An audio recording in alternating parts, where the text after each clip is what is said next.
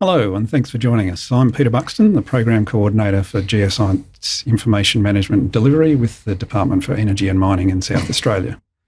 In 2020, the South Australian Government, through the Department of Energy and Mining, ran a global challenge to identify and predict areas of potential mineralisation within the Gawler Craton region of South Australia. The ExploreSA Gawler Challenge was hugely successful, with over 2,000 registered participants and 59 teams making submissions. As expected, most of the teams took a machine learning approach to addressing the problem. We are very interested in the application of machine learning to our significant geoscientific data resources. We see this as potentially being a valuable tool for the exploration and scientific communities in understanding the geology of South Australia. To help us understand how we can get the best value out of the challenge, we engaged two companies, Solve Geosolutions and Consilium Technology, to review a number of the submissions that used machine learning within their approaches. In this video, we'll be discussing the outcomes of these reviews with the authors. With me today are Ben Schultz and Mark McDonnell from Consilium Technology, and Louisa Herman and Tom Carmichael from Solve Geosolutions. Also joining us is Dr. Stefan Thiel, Program Coordinator of Lithospheric Architecture with the Department for Energy and Mining. Tom, would you like to tell us about your review, please? Yeah, thank you, Peter. Thank you, Stefan. And thanks for having us today. We were quite impressed by the quality of the submissions that were put through to the survey for this particular challenge. So this is obviously the second or third generation of challenges that companies have put through to people in this space. And it's been really interesting to see the evolution of the approach that people have taken. If we look at where the machine learning workflows for these kind of things were maybe even 2 or 3 years ago, I think we can see that there's been a nice maturity in terms of both the application of machine learning and the integration of geoscientific knowledge into these problems. And I think that was probably the thing we were most impressed with from these submissions, to actually go and see that there was a really nice attempt to either use big geological concepts like the mineral systems approach to go solve this problem. And there were also people who were trying to solve very specific problems using individual data sets. And both of those, I think, worked really well. And it was also really, really nice to see that there was a huge breadth of the way that people attacked these problems. It wasn't just there was a really simple machine learning approach taken. There was quite a wide variety of approaches that were taken in terms of both the data used and the methods that everyone chose to apply to these data sets as well. Ben, would you like to comment on the review from Consilium's perspective? Yeah, absolutely. We were really impressed with the breadth and the diversity of the various applications the various applications of machine learning that came through this review process. And the way we sort of addressed it was we looked at it, what would be the ideal situation for a machine learning system to be developed in this way. So for us, there's two key components of the machine learning, which is the training pipeline and also the inference pipeline. And those are made up of the data pipeline as well. And what we found throughout this entire process of reviewing these submissions was that the data pipelines were so crucial to get correct. And as Tom sort of addressed with the geoscientific expertise, that was the number one key of what separated the good submissions from the rest of the submissions. Having that expertise from the geological side of things, the geoscientific side of things, to inform how the machine learning would actually be done. That's the single most important thing that we found out of this review. Okay, great. I'm just going to follow up on that, actually, Ben. Both of you have reviewed quite a large number of the entries. And what do you see are the key learnings, for the application of particularly machine learning to mineral exploration? And then the second question to that is, what would be your recommendation for data scientists? They're looking to work on geoscientific data. Yeah, absolutely. I mean, the way we look at it is we've got to use the right tools for the job. So if we're going to go down to the beach, for example, and we're a treasure hunter down at the beach and we're looking for some coins or some jewelry or whatever, we're not going to go down there and take a whole bunch of pictures of the sand and then take them back home and analyze them and use a whole bunch of machine learning techniques. You can use deep neural networks, you can use whatever. You are not going to find a coin or a piece of jewelry using that methodology. And I guess the same thing applies for minerals exploration in the real world as well. So is using just satellite imagery going to help you find a particular ore body? Or do you need to match that with other various data sets as well? So gravity, magnetics, aeromagnetics. What about the relative nature of one location versus 10 k's down the road? How does that change? All these things, they're really so important, and comes back to absolutely picking the right tools for the job, and that context is so important. And as Tom was saying, having that geoscientific expertise within this process is absolutely crucial. And as we'll probably discuss a little bit later on throughout as well, it's probably even more important than picking a particular machine learning algorithm. Having the data set and having that data pipeline, the data processing, selection, feature engineering, all those things laid out properly and done well is the number one crucial thing for this.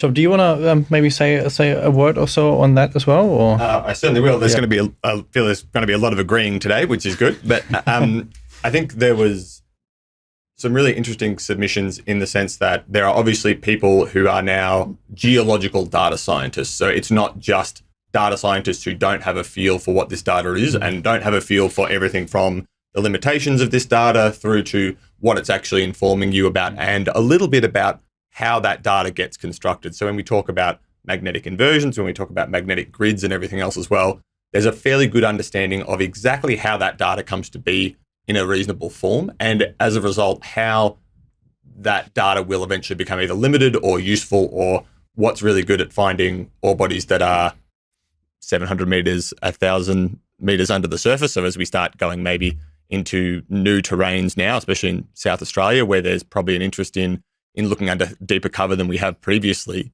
we need to make sure, as Ben said, we don't want to be looking at things like just satellite imagery. Or if we are going to do that, we need to make sure that we are inferring something reasonable from that data. We don't want to do maybe direct detection of an ore body. Maybe what we'd be doing then is looking for what is the surface expression of an ore body at depth. And so how would we better put that into a model rather than it being, let's just directly go look at the satellite imagery over every deposit, given that we know there's been a whole lot of disturbed ground around a lot of deposits as well, given there's a bunch of world-class deposits in South Australia as well. I think there were some really interesting ways to try to tackle that. And I think those, if we look at some of the challenges that were done even maybe 1 or 2 years ago, weren't thought of as strongly as they were implemented in the challenge that we saw through here. Great. I'll just follow up with one more question, just to be a bit more specific, and maybe Mark, you can answer that. Were there some approaches or techniques that you felt, show real promise, or that, open up a new way of thinking perhaps for you? Was there anything that you wanted to highlight? Okay, so in this context, an approach is really a bunch of different stages that all need to be done well to generate confidence that it's a good or promising approach, starting with the choice of data and getting that done well. But from a purely machine learning point of view, even once you've made that decision about what the data pipeline is, there's still a bunch of steps that constitute an approach. So the choice of algorithm, whether it's a neural network or a random forest, the task to be learnt, say binary classification or a regressor, and perhaps most importantly, the process for validation, that is a method for ensuring good learning and generalization. And for me, the submissions that showed the most promise were the ones that addressed all of these steps well and with rigor, and especially the process for validation, because here, unlike other challenges in machine learning and data science out there, there's no sort of held back ground truth for objectively testing what is good. So to generate confidence, you just really had to demonstrate a really rigorous, well thought through process of validation and model selection. So comparison of multiple algorithms should ideally be done and potentially ensembled. There were a few very interesting novel approaches that may have promise, but it was extremely hard to appraise their validity because there weren't clear ways to compare them, or at least they didn't. They may not have compared them to existing methods, and again, no objective ground truth to validate them against. And yeah, just to elaborate on that a bit more as well. So when we think about assessing the performance of these types of models and stuff, we can't just rely on a single digit number. So we can't just say our algorithm or our model is 98% accurate, because we just don't know. The whole point of this is to come up with predict locations in where we could drill and where there might be something. So having a look at the quantitative performance and of the models, that's not, if we're just doing that, we're not looking at the whole picture holistically. Yeah. And I think to add to that point is there's obviously the way that we interrogate that data as geoscientists is not on a point-by-point basis. We do textual interpretation, we do relative mapping. And I think a lot of the techniques that included some component of that were quite interesting as well. So trying to extract textural features from sort of any kind of geophysical imagery, or trying to extract information that is that idea of an engineered feature, I think is really helpful too, because we don't, when we're interpreting this data, when we give it meaning, we don't just, well, hopefully we don't just go and say, drill the highest magnetic response, even though that might happen still sometimes. But the way that we actually get the most out of that information is by making sure that we are extracting the most information from that. And Peter touched on this in his opening comments, where there is a really good wealth of consistent data in South Australia in particular. And so it's really important to make sure that we are using every available resource at that. And I think those were the approaches that I was personally most impressed with, were the ones that took this data and then did some feature engineering and took more information on it. Louisa, we'll try and engage you in the conversation a bit more now, because Louisa's joining us from Perth, I think, isn't it? Hi. Right? Yes, it is. Yeah.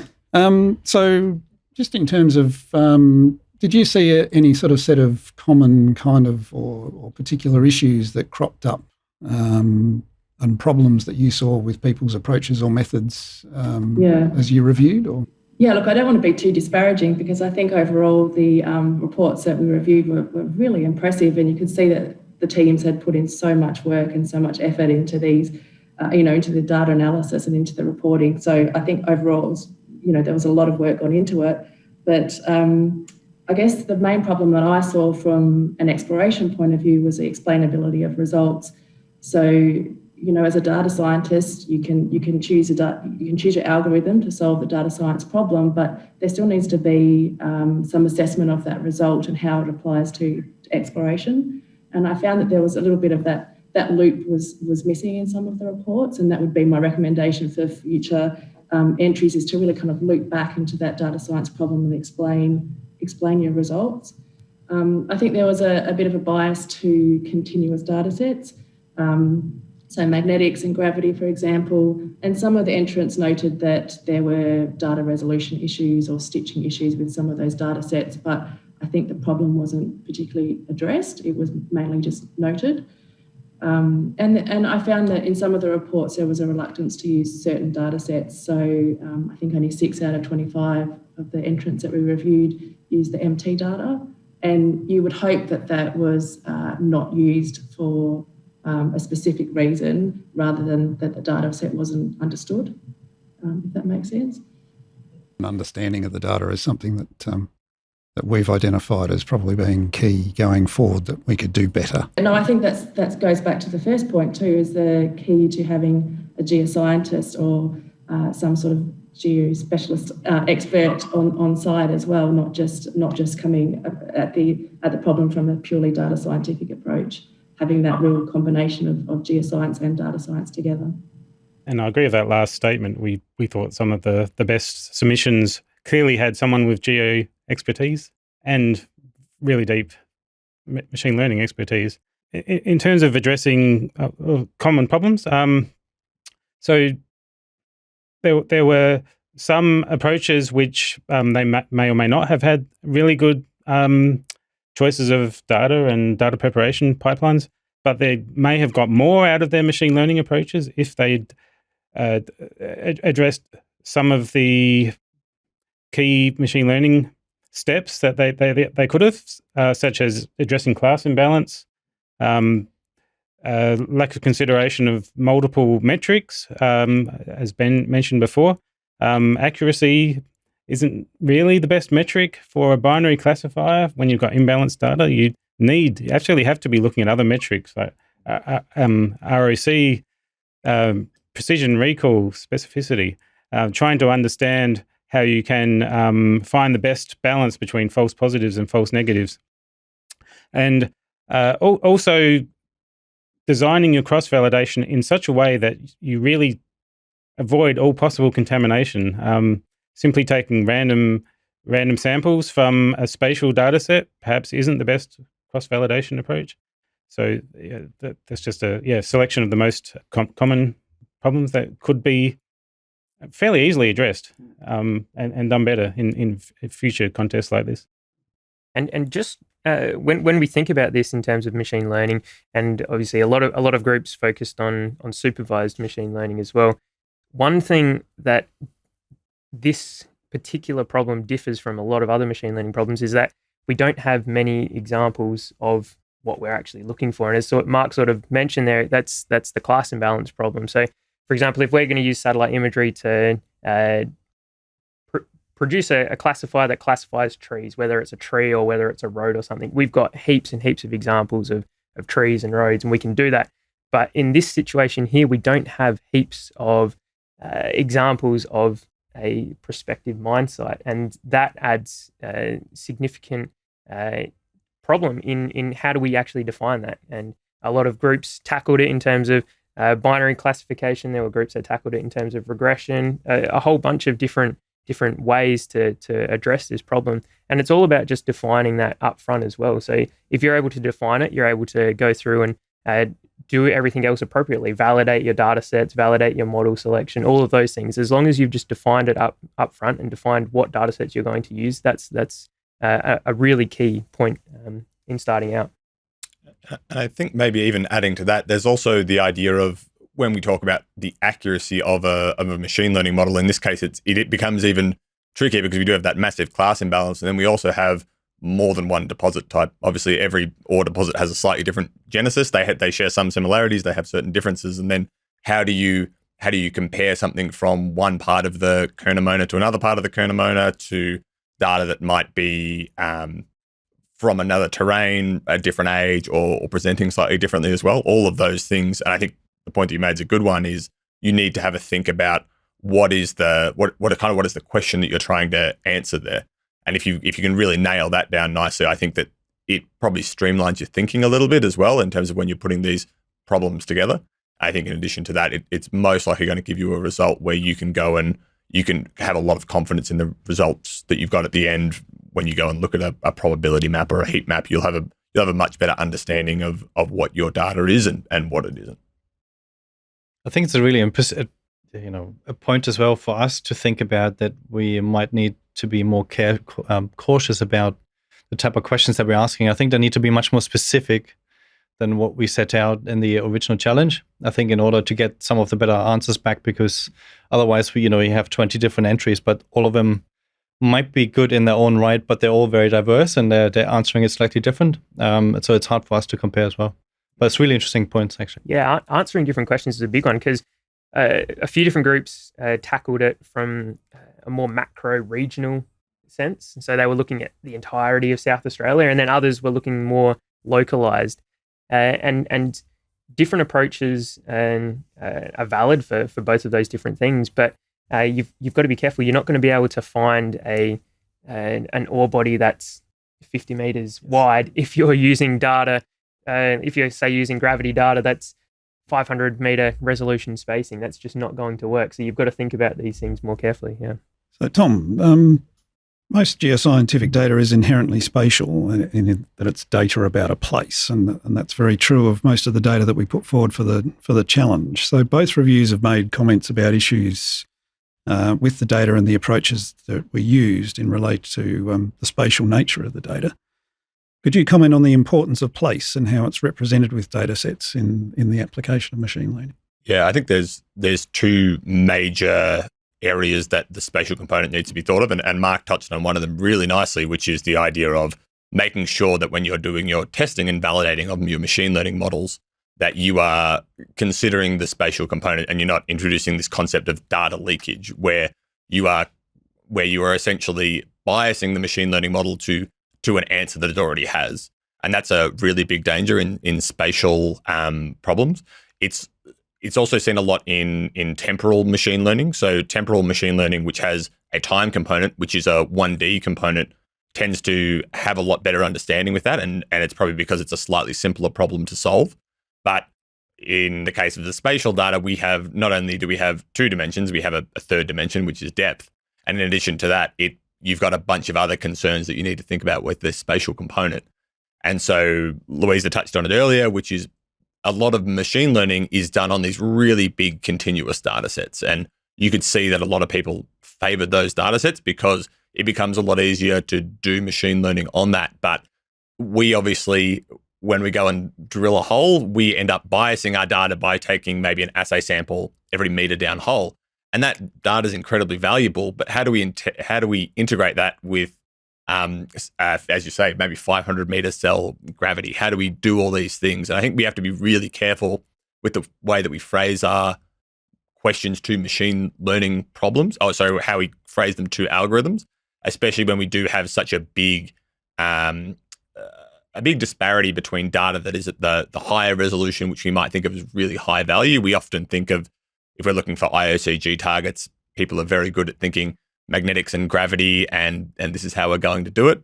But how would we incorporate some of the really good geochemistry data that we have and all these other things, so everything from geocron? How do we try to interrogate and integrate all of those into a system is a really big question. And I think it's actually one that is actually being grappled with a lot by people who do machine learning in the life sciences in general, but particularly for geoscience, when we have this massive class imbalance, we have a massive spatial bias to where deposits are as well. And I think all of those things, I think a lot of the submissions actually really did note them. I think a lot of submissions maybe didn't necessarily have the ideal tools to maybe identify how to negate these problems, but there was often thought of as it was noted by a lot of the submissions that this was a problem and that it had to be addressed in some way. Purely from a machine learning point of view, it was quite interesting to see a lot of submissions use convolutional neural networks, given it was spatial data. Convolutional neural networks are exceptionally good at finding spatial patterns, and others that didn't. And I don't even really have a view after reading those proposals as to whether convolutional neural networks is a good approach for this data. I mean, it feels like it should be because it's spatial, but maybe there aren't spatial patterns to be found. On the other hand, maybe convolutional neural networks can make use of context as well as make a prediction at a certain point based on its context. So, I don't know, and I'd put it out there to future contests to try to put forward some theories or ideas about why convolutional neural networks are or are not a good approach to this kind of data. And I think the convolution is a really interesting thing because obviously it becomes so dependent on the cells that you make your convolutional neural network. If you go and look at, say, large scale convolution, where you might be saying you're looking at, you are assigning a point information which is relating to convolutions which are from, say, 1 kilometer away, 2 kilometers away, 3 kilometers away. How do we make sure that we're keeping that regional context of the geology and that local context of the geology? Because we kind of need both of those factors. We need the large scale macro environment to be right in the geology, and we also need the local scale things which are relating to like direct enrichment of the ore body. And so I think that question about convolution is a really good one, and I'm really interested to know whether you have to think about not only convolution, but you have to also think about the size of your convolution and all those different steps, because that is those different parameters of the convolution are going to really affect the size and scale of the observation that you're looking at. Yeah, and there was actually really one submission that was really quite interesting. That what they did to try and tackle this was they used transfer learning, and so they built models that weren't based on the actual data set that they were looking to test on, but they used it to get some sort of intuition as to what minerals are and all that sort of stuff, and then they specifically applied it to the region that they were looking at. And that's and I guess that's another advantage of using things like deep neural networks. You can't do that with traditional, I don't know, just classic regression type or classification type algorithms. But with neural nets, you can, and that maybe that's a further area for exploration as well. Great, really good discussion so far. That's been fascinating. I'll have a question maybe to Louisa and Ben, perhaps on this one. I want to think a bit more about the audience that might tune in. So I'm sure we have some explorers, mineral explorers out there. So I would like to hear your views on, did the challenge really show that there was value in the application of data science and machine learning? Like, did we do it for a good reason? Do we have a future in this? That's probably the first part of the question. And do you also have maybe an advice for explorers of how they could go about incorporating machine learning, data science into their, traditional geoscience exploration programs, and how would they go about it? So it's like a two-part question that, Ben, Louisa, if you're happy to say a few words, and then, anyone else who wants to chime in. So the second part of that question, I think, is the advice to explorers, and that's really to, again, be able to explain what the algorithm is doing, or explain the data science problem. So data science is a science, and should be able to be explainable and have scientific rigor applied. And as an explorer, you should be able to understand what your data scientist has done to that data, and don't be afraid to ask. It's your right and your empowerment to ask questions of the data scientist. I think sometimes about machine learning as providing these big kind of showy things in exploration, but sometimes just the best application of machine learning is in just the really dull kind of tasks that you do day to day, and that's in QA/QC. And we saw some, there were the QA/QC component of the challenge, and some people took that really seriously and did a lot of work in that, which was really good to see. But sometimes that can be, one of the best approaches is to use machine learning to do that QA/QC step, to free up your geologist to go and do the stuff that humans are good at. And don't forget about that, I guess, in an exploration challenge.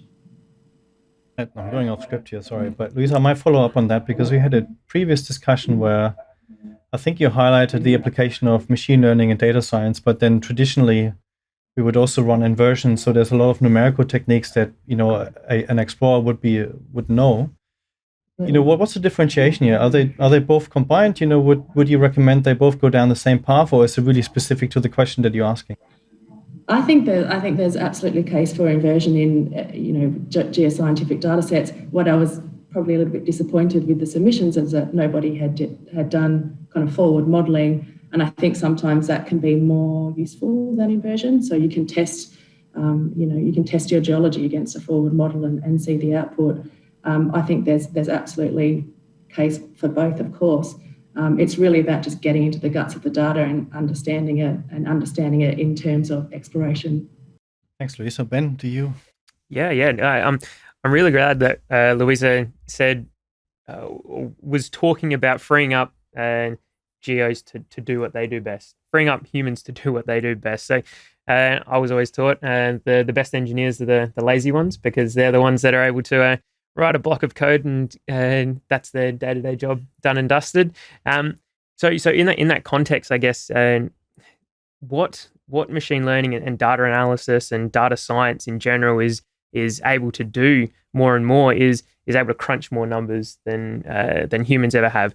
So I know Mark and I we've worked with a few other mining companies, a few other mining houses around the place, and in this minerals exploration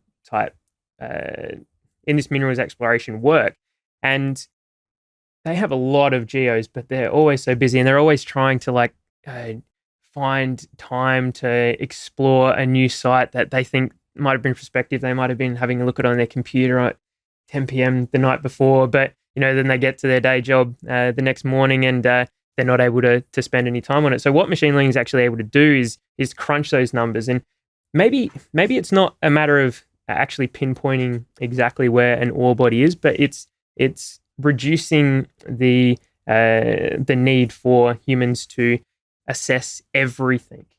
So reducing that down, if we can reduce that down 10%, 20%, 50%, those are real-time savings for real employers, and they're real cost savings as well. So, and I guess the more time that people are actually able to spend looking at more prospective sites, the higher the success rates will be. Yeah.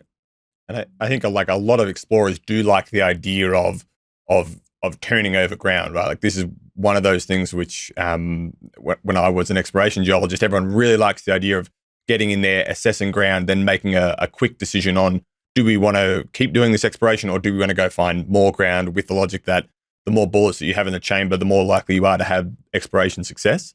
And I think the point is, like, a lot of times machine learning might not get you that drill hole ready target, but maybe what it does is it says, when you're going from the belt scale to the camp scale, that's something where we're pretty poor at sometimes as geoscientists. We're quite good at coming up with drill hole targets because we'll then get some high resolution data, we'll go collect more information, but sometimes going from that really macro scale of I'm in one part of South Australia through to the camp scale where you might have several tenements and you might have some areas of interest within those tenements, that's something in the idea of reducing that search space, which is really valuable to people. And I think that's the crux of that question of what value can it give to explorers. I think they need to remember that explorers have lots of domain expertise and domain knowledge. And ideally what you want is machine learning algorithms that can help and have you import your own knowledge into them. You don't want them to be black boxes, and Louise has touched on this nicely, of you want to make sure there's explainability, but you also want to know that if you have expertise in a particular field, you need to make sure that your machine learning models are honoring that as well. I think you can do that. And I think that's the way that a lot of explorers should approach this, is they should definitely know that they are still arguably the most valuable part of this system. The most valuable part of this system is experts who can go and explain machine learning results and give you quick feedback and go and say, well, actually, that's probably not interesting. The reason that your model has come back for this is because of X, Y, Z. We know a little bit about that area already. And I think that's where explorers can feel empowered to say, this isn't just a black box which will give you drill hole targets. It will do everything from QA, QC of your data, reducing the search space, but you will ultimately be the people who give it power. It will be geoscientists and who might not have a great background in machine learning, but similarly to how we use inversions and how we interpret stream sediment geochemistry, I think the explorers who are successful maybe in the next couple of decades will be ones who are, if not willing to embrace this technology fully, but they will be willing to buy into this technology and do their best to understand these results as well. Great, thanks.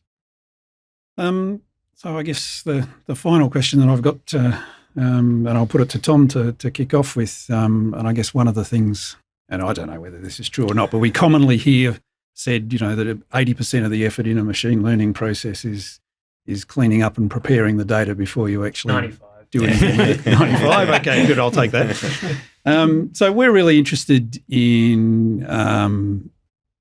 being able to better support the application of these kinds of techniques to the data that we hold. So what would be your recommendations for key things that we should look at in addressing that? Yeah, good question. I will say, as someone who has worked in most states in Australia, that the South Australian survey was by far and away the easiest survey to get data from. So I'll congratulate you on that for a start. But I think knowledge of what these products are is really helpful, and created products are really helpful as well. We had a discussion about the idea of like a depth to basement map or something else of all of South Australia. Those kind of things are really helpful because explorers use them all the time. We go and say, well, we think this target's going to be greater than 700 meters or something else as well. All of those kind of products can be really helpful. And I think at the moment, there might not be those kind of products existing as a single unified product I think in most surveys probably don't have something that's of a reasonable resolution. They might have a thickness map, which is saying generally as we go west in South Australia, the cover gets deeper, which isn't necessarily super insightful. But what you might want to do is look at ways that you can add more geological information to those, and it becomes a little bit of a chicken and the egg problem. How do you make sure that the most valuable data sets are being used by your data scientists, and how are you making sure that the best data is being provided there? And we saw that continuous data is preferred by a lot of people. And I think it's a matter of, can we try to integrate more of those kind of products into survey data sets, into statewide data sets, and even things like the MT data, making sure that it's merged with the other surveys and everything else as well, so we don't get those beautiful edge effects that you occasionally see in these large scale surveys. All of those kind of things, I think, would provide a real uptick in people's ability to use this in a really professional way. Ben, I think that question probably ties into, or perhaps Mark, I'm not sure who's going to be best to answer this one, but I think that question kind of ties into the data pipeline concept that you've talked about a bit. Do you have any thoughts to add there? Yeah. I mean, like, some of the submissions, they've done some really, really good stuff on the pre-processing side of things and data selection. And I guess the question is, how do we make this accessible to the broader data science and geoscience community? Is it as simple as, here, take my Jupyter notebook and use this, make sure you download the data from here, and here, and away you go? Or is there a better way to be able to do that? And one of the submissions in particular did talk about a data pipeline, and I know we talk about that regularly as well. And it's so crucial. It's not only about selecting what data and pre-processing and all that sort of stuff, but also validating what data you're using, because you don't want to go back in. You've worked on it now on this particular project, and then in 6 months' time, I have no idea what data I used. You want to be able to repeat these experiments, and having those data pipelines in place enables you to repeat those experiments, and not only yourself, but other people as well. So someone on the other side of the world can take your code, take the exact same data sets that you used, and run, and hopefully generate pretty much the exact same models and outputs that you're generating as well. And that really ties into that explainability piece as well, because as soon as the geos look at this sort of stuff, they're already trying to articulate in their own minds, and okay, the data scientist has told me that this is prospective. Pinpointed a location. What data did they use? And I've been there before, and there's nothing there. They're already asking these sorts of questions in their head. So if the data scientists have more evidence to support why they're predicting those locations, I think that's absolutely crucial as well. I just wanted to, can I add to that too? I think it's important to realise that these models are dynamic. You know, it's not just, you don't just run a model and then it's a static kind of model for the rest of eternity type thing. When you get more data, you should be kind of feeding that back into the model, and that doesn't really mean, you know, one extra drill hole or, you know, one bit of assay data. That might not be that useful, but, you know, it might be in 2 or 3 years, 2 or 3 years later, when you've got another drill program underway, you know, maybe going back and revisiting those models and not being sort of scared to kind of update them and be dynamic and iterative about the process. And I think the South Australian Survey in particular are doing a really good job of doing things like hyperspectral scanning and good quality photography on all these things as well. I think there's a lot of really interesting movement in that space for products that will come off the back of that. So being able to extract information from our core photography and those kind of things, I think those are also something that's going to be really useful in the next 5 to 10 years that maybe at the moment we don't utilize fully. But if that kind of data is available from the survey, then someone can go and say, well, we're going to go take all of this data, whether it's high logger data or just well-taken core photography or chip trays or something, to go and extract like really broad-scale information, given that we know there are slight problems with, not problems with assay data, but there's leveling and there's all these things as well. Maybe there is some data sets that we haven't thought of that we've maybe not dismissed as geoscientists, but maybe have thought there is only so much value in, that we'll look back on and say, I can't believe we didn't think there was more value in our core photography. I can't believe we didn't think there was more value in high resolution hyperspectral surveys or something as well. And I think the more access that people have to do that, the more people can do hypothesis testing and try to interrogate those ideas to see if they have the next step change in geoscience. Right, thank you. Okay, right. Well, that's pretty much all the questions we had. So, Louisa, Ben, Tom, Mark, we're really glad, and thank you for your time today. Louisa, we would love to have had you in the studio as well, but because Yes, I wish I was there. border closures, unfortunately, through the screen. But thanks again for your time.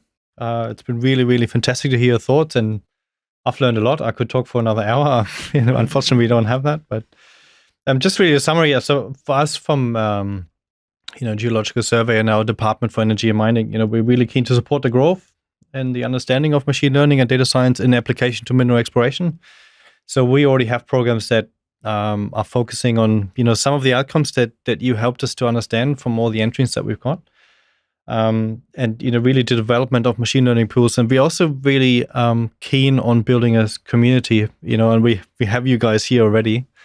And a lot of the really good entrants, and it's in our interest that we build on that, and we would like to be the link perhaps between the data scientists and the exploration industry. So we want to have some workshops in the future. So on that note, I guess for anyone who's watching this, keep watching our LinkedIn feed and website and Twitter accounts and MISA Journal for any updates and what will happen in the future. So watch the space. Again, thanks for watching, and thanks for your time in the studio, and Louisa online. So thank you.